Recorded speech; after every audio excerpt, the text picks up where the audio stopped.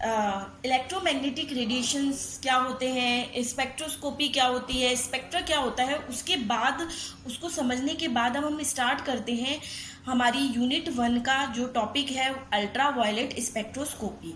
Ultra violet spectroscopy में हम basically दो रीजन की बात करते हैं, एक है यूवी रीजन, एक है विजिबल रीजन। यूवी रीजन जो है उसकी रेंज होती है 200 से 400 नैनोमीटर, जो विजिबल रीजन की रेंज होती है वो है 400 से 800 नैनोमीटर। आप जानते हैं विबग्योर रीजन। लेकिन जो अगर हम स्पेक्ट्रोस्कोपी रीजन की बात करें वो होती है 200 से 800 नैनोमीटर। इसका मतलब है कि यूवी स्पेक्ट्रोस्कोपी में यूवी रीजन और विजिबल रीजन दोनों को कवर किया जाता है। तो अगर कोई आपसे पूछे कि यूवी रीजन क्या होता है और स्पेक्ट्रोस्कोपी रीजन क्या होता है तो आप उसकी अलग अलग रेंज बताएंगे। 200 नैनोमीटर से जो नीचे का रीजन जो होता है उसे हम बोलते हैं वैक्यूम यूवी रीजन।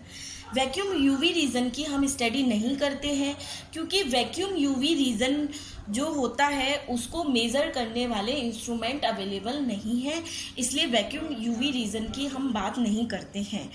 अब आता है यूवी स्पेक्ट्रोस्कोपी का इंट्रोडक्शन। अल्ट्रा वायलेट रेडिएशंस और विजिबल रेडिएशंस, ये रेडिएशंस हाई एनर्जी के रेडिएशंस होते हैं। जब इन रेडिएशंस को किसी पदार्थ पे गिराया जाता है तो उनमें इलेक्ट्रॉनिक ट्रांजिशन होता है। तो यूवी स्पेक्ट्रोस्कोपी के एब्जॉर्प्शन से जो बेसिकली ट्रांजिशन होता है वो होता है इलेक्ट्रॉनिक ट्रांजिशन। तो इसका मतलब ये है कि और वो जो ट्रांजिशन होता है वो होता है यूवी और विजिबल रीजन में।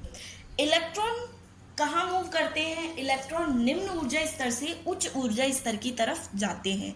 मतलब क्या होगा, हमने किसी अणु पदार्थ पे हमने इलेक्ट्रोमैग्नेटिक रेडिएशन जो कि यूवी विजिबल रीजन के हैं उनको हम गिराएंगे तो जो इलेक्ट्रॉन्स है वो उन रेडिएशन की एनर्जी को एब्जॉर्ब करेंगे और निम्न ऊर्जा स्तर से उच्च ऊर्जा स्तर की तरफ चले जाएंगे।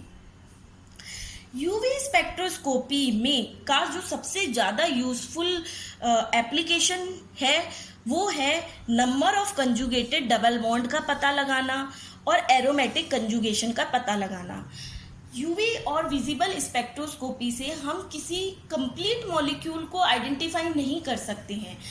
किसी मॉलिक्यूल के बारे में जो जानकारी यूवी स्पेक्ट्रोस्कोपी हमें वो प्रोवाइड कराती है वो है बेसिकली कंजुगेशन के बारे में, number of conjugated double bonds के बारे में। तो एक्चुअली में क्या होता है कि स्पेक्ट्रोस्कोपी में 2-3 स्पेक्ट्रोस्कोपी के डाटा को मिला के कंबाइन करके हम किसी मॉलिक्यूल की स्ट्रक्चर का पता लगाते हैं। कुछ मॉलिक्यूल की कुछ स्ट्रक्चरल इंफॉर्मेशन हमें यूवी स्पेक्ट्रोस्कोपी से मिलती है, कुछ आईआर स्पेक्ट्रोस्कोपी से मिलती है, कुछ एनएमआर स्पेक्ट्रोस्कोपी से मिलती है। तो यूवी स्पेक्ट्रोस्कोपी का बेसिकली काम क्या है? कंजुगेटेड डबल बॉन्ड, सहयुग्मित द्विबंध के बारे में बताना। ये ध्यान रहे कि एक पर्टिकुलर कंपाउंड एक पर्टिकुलर वेवलेंथ का ही एब्जॉर्प्शन करता है। Radiation only with particular frequency will able to cause excitation. हर एक मॉलिक्यूल के लिए करेक्टरिस्टिक फ्रीक्वेंसी होती है जिसके रेडिएशन का वो एब्जॉर्प्शन करेगा। ठीक है, तो ये हो गया हमारा यूवी स्पेक्ट्रोस्कोपी का इंट्रोडक्शन कि यूवी स्पेक्ट्रोस्कोपी में यूवी रेडिएशन क्या करते हैं? इलेक्ट्रॉनिक ट्रांजिशंस करते हैं। हमें क्या पता चलता है? हमें संयुग्मित द्विबंध के बारे में पता चलता है। ठीक है, और ये किस तरह की स्पेक्ट्रोस्कोपी हो गई? क्योंकि इलेक्ट्रॉन्स एब्जॉर्ब कर रहे हैं रेडिएशन को, तो ये हो गई एब्जॉर्प्शन स्पेक्ट्रोस्कोपी। चूंकि ये एब्जॉर्प्शन स्पेक्ट्रोस्कोपी है तो इसके लिए एब्जॉर्प्शंस लॉ दिए गए और उन एब्जॉर्प्शंस लॉ को कंबाइंडली कहा जाता है लैम्बर्ट बियर्स लॉ। लैम्बर्ट्स और बियर दो अलग अलग साइंटिस्ट थे, इन्होंने अपने लॉ दिए, उन दोनों लॉ को कंबाइन करके कहा जाता है लैम्बर्ट्स बियर्स लॉ। तो अब हम एब्जॉर्प्शंस लॉ जो आपकी यूनिट का एक इम्पॉर्टेंट टॉपिक है, अब हम उसको स्टार्ट करेंगे। देखिए, एब्जॉर्प्शन में होता है एक source of light. Source of light को एक सेल से मूव कराया जाता है। उस सेल में एक होमोजेनस मिक्सचर होता है। जब रेडिएशन उससे मूव होकर निकलते हैं फिर उन रेडिएशंस की रिकॉर्डिंग की जाती है कि उनमें क्या चेंजेस आया। इन लॉ को स्टार्ट करने से पहले आपको ये समझना ज़रूरी है कि एक तो जो सोर्स ऑफ लाइट है वो किस तरह के रेडिएशंस को उत्सर्जित करती है।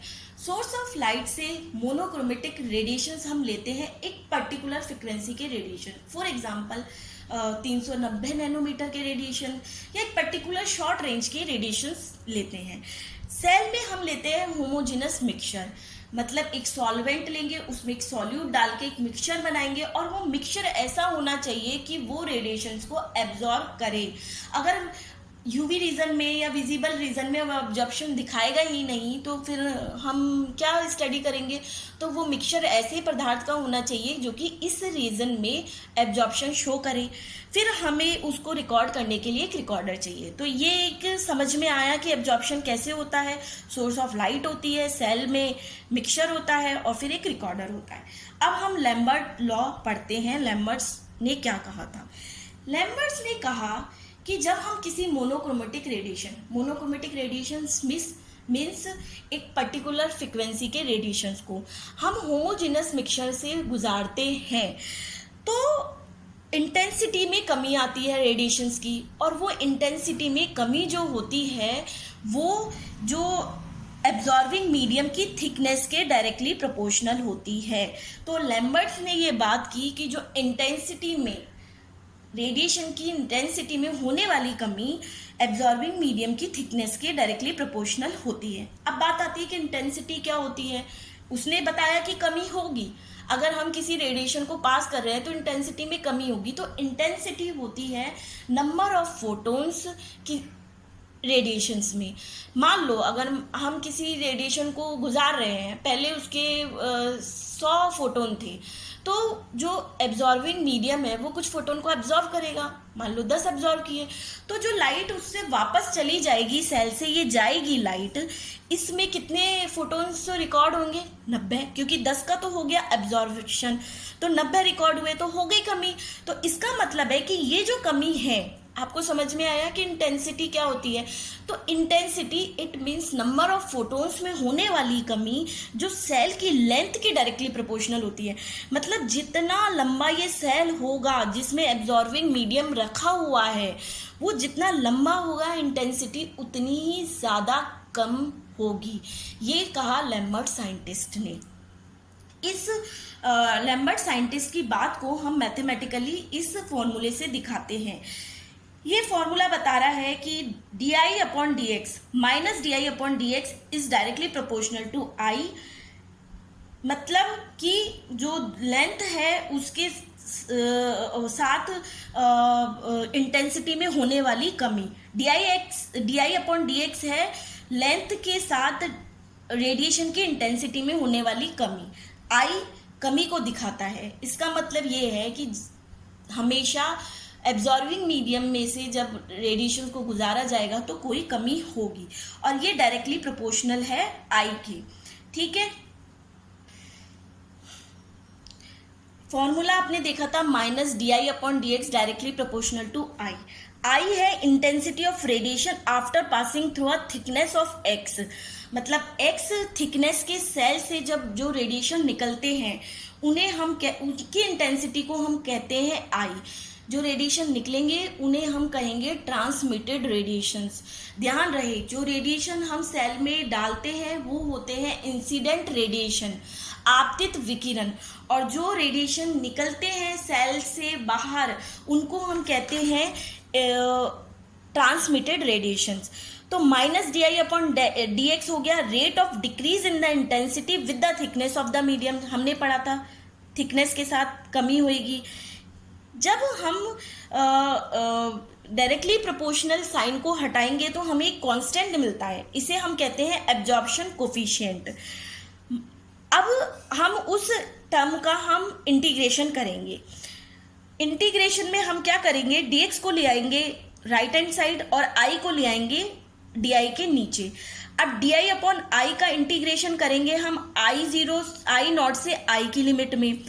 I0 हो गई इंसिडेंट रेडिएशन की इंटेंसिटी और I हो गई ट्रांसमिटेड रेडिएशन की इंटेंसिटी। तो आपने पूरी रेंज की इंटीग्रेशन कर लिया। फिर आप के dx का इंटीग्रेशन करेंगे x इज इक्वल टू 0 से x is equal to x की लिमिट में। आप देखेंगे जो सेल है उसका जब इनिशियल पॉइंट होगा वो तो होगा x इज इक्वल टू 0, और जो लास्ट पॉइंट होगा वो होगा x is equal to x। मतलब हम हर एक पॉइंट, पूरी लेंथ को कवर करेंगे इंटीग्रेशन में। जब हम इंटीग्रेशन करते हैं तो हमें मिलता है ln I upon I not is equal to minus k x. ये आप देखेंगे इंटीग्रेशन, अगर हम इसको समझने की कोशिश करेंगे तो जब हम 1 अपॉन एक्स डी एक्स का इंटीग्रेशन करते हैं तो हमें ln x मिलता है। यहाँ पे x हो गया हमारा i, उसका जब हम इंटीग्रेशन किया आई नॉट से i की रेंज में तो हमें इंटीग्रेशन मिला ln I upon I not is equal to minus k x. जब अगर हम ln को हटाते हैं तो राइट हैंड साइड वाली टर्म, मतलब ये वाली टर्म एक्सपोनेंशियल में चले जाएगी, तो हमें मिलेगा i upon I not is equal to e की पावर माइनस के एक्स। तो इस फॉर्मूले की हेल्प से हम ट्रांसमिटेड लाइट की इंटेंसिटी कैलकुलेट कर सकते हैं, जो कि होती है i is equal to I naught e की पावर माइनस के एक्स। तो i क्या हो गई? आपकी ट्रांसमिटेड लाइट की इंटेंसिटी, जो कि किस पे डिपेंड करती है? आई नॉट और ई की power minus k x. Minus k x बता रहा है कि आई की इंटेंसिटी, मतलब ट्रांसमिटेड लाइट की इंटेंसिटी इंसिडेंट लाइट की इंटेंसिटी से कम ही आएगी।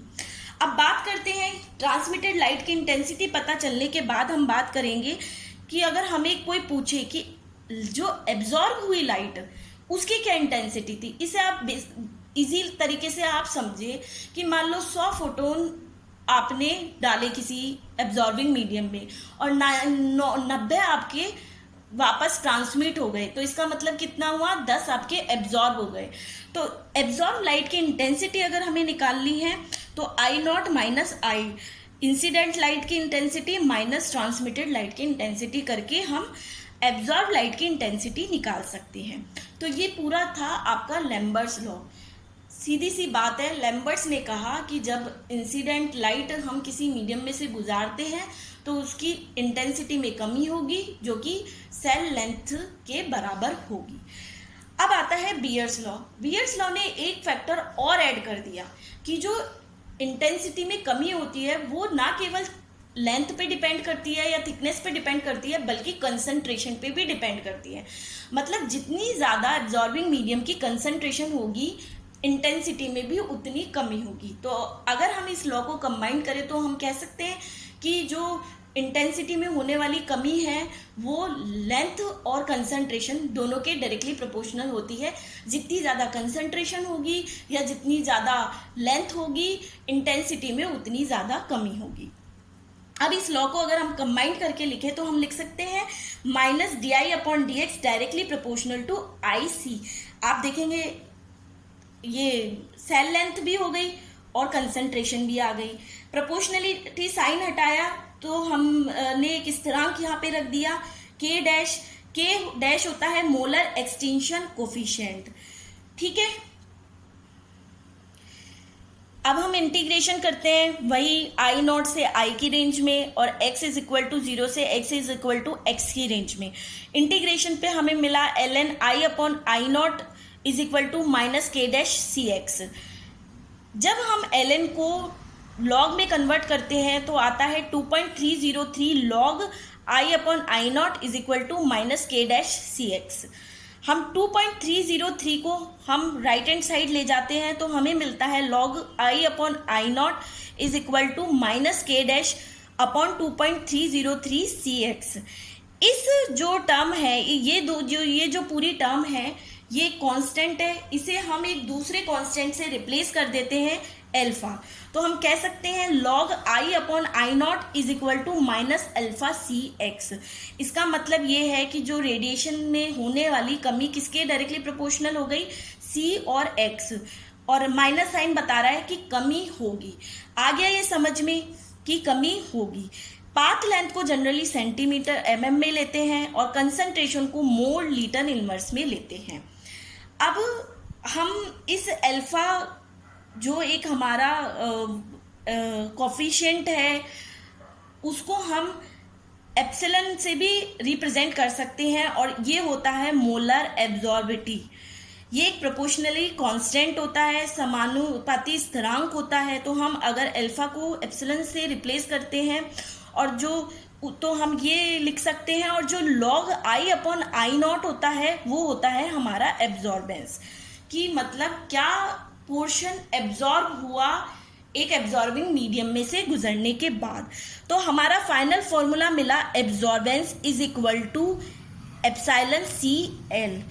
तो अगर हमें इनमें से एक चीज़ नहीं दे रखी है और 3 चीज़ दे रखी है और हमसे न्यूमेरिकल पूछा जाता है, तो हम बाकी चीज़ों की वैल्यू रख के हम कोई एक अननोन फैक्टर हम निकाल सकते हैं। फॉर एग्जांपल अगर हमें एप्सिलॉन C और L की वैल्यू दी गई है तो हम एब्जॉर्बेंस निकाल सकते हैं, और हमें C, L और एब्जॉर्बेंस की वैल्यू दी गई है तो हम एप्सिलॉन निकाल सकते हैं। तो ये लैम्बर्ट्स बियर्स लॉ था जिसकी सहायता से हम एब्जॉर्बेंस हम निकाल सकते हैं और हम पता लगा सकते हैं कि जब किसी मीडियम में से रेडिएशंस गुजारे जा रहे हैं तो इंटेंसिटी में क्या कमी हुई है। अब बात करते हैं कि क्या ये सारे एब्जॉर्प्शन लॉ हमेशा लागू होते हैं या कहाँ ये चीज़ लागू नहीं हो पाती है। तो ऐसा देखा गया कि अगर कीटोइनोल टॉटोमर के अगर मिक्सचर जो है वो कीटोइनोल टॉटोमर है तो ये रूल लागू नहीं होगा। अगर कॉम्प्लेक्शन हो गया है सॉल्वेंट और सॉल्यूट के बीच में तो ये रूल लागू नहीं होगा। ठीक है, तो ये हो गया आपका लैम्बर्ट्स बियर्स लॉ। एब्जॉर्प्शंस लॉ होते हैं, आपको इसका डेरिवेशन पूछा जाए तो आप इसको डिराइव करके अपना पूरा एक लॉ निकालेंगे और एग्जाम में लिखेंगे। अब आता है कि यूवी स्पेक्ट्रा तो हमें मिल गया। कैसे मिल गया? लाइट डाली, कुछ चीज़ का एब्जॉर्प्शन हुआ, उसको हमने रिकॉर्ड किया तो हमें यूवी स्पेक्ट्रा मिल गया। यूवी स्पेक्ट्रा देखने में कैसा होता है? यूवी स्पेक्ट्रा देखने में ऐसा होता है। यूवी स्पेक्ट्रा एब्जॉर्बेंस और लैम्डा के बीच में आता है। आपके एक्स एक्सिस पे ए लिया जाएगा और वाई एक्सिस पे लैम्डा लिया जाएगा, और एक ऐसे पीक मिलती है जिसका एक मैक्सिमा होता है, इसे हम कहते हैं लैम्डा मैक्स। लैम्डा मैक्स वो वेवलेंथ होती है जिसका किसी कंपाउंड के द्वारा सबसे ज़्यादा एब्जॉर्प्शन किया जाएगा। मान लो हमने 200 से 300 नैनोमीटर रेंज के रेडिएशन को पास किया किसी कंपाउंड से, लेकिन हमने देखा कि वो 250 नैनोमीटर का रेडिएशन का सबसे ज़्यादा एब्जॉर्प्शन कर रहा है, तो उसकी लैम्डा मैक्स क्या हो गई? 250। तो लैम्डा मैक्स जो होती है वो एक हर मॉलिक्यूल के लिए कैरेक्टरिस्टिक होती है। तो हम लैम्डा मैक्स निकाल के हम उस मॉलिक्यूल के बारे में कुछ हमें उसकी स्ट्रक्चरल इंफॉर्मेशन हमें मिलती है एक अननोन कंपाउंड की। तो ये हर एक कंपाउंड का आप यूवी स्पेक्ट्रा निकाल सकते हैं, बशर्ते उसमें कंजुगेटेड बॉन्ड्स वगैरह होने चाहिए और वो यूवी विजिबल रीजन में एब्जॉर्प्शन शो करना चाहिए।